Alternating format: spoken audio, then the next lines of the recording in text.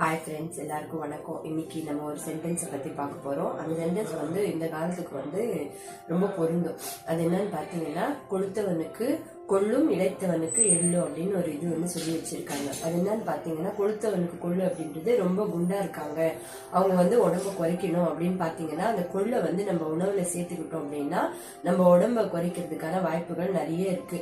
அது வந்து நீங்க கொள்ளுல வந்து ரசம் வச்சு சாப்பிடலாம். இதே அது பொடி பண்ணிட்டு நல்லா வறுத்து பொடி பண்ணிட்டு தினமுமே ஒரு ஸ்பூன் வந்து சாப்பாட்டுல சேர்த்துட்டு வந்தீங்கன்னா உடம்பு வந்து இழைக்கிறதுக்கான வாய்ப்புகள் நிறைய கிடைக்கும்.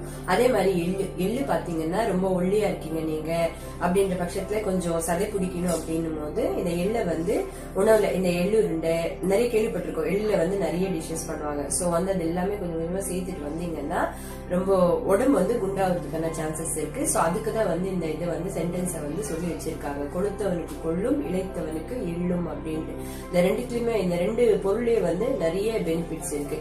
சோ இது ரெண்டுத்துல உங்களுக்கு எது யூஸ் ஆகுதோ அதை வந்து தேர்ந்தெடுத்து நீங்க யூஸ் பண்ணிட்டு வந்தீங்கன்னா குண்டா இருக்கிறவங்க கொள்ளு யூஸ் பண்ணும் போது உடம்பு குறைக்கலாம்.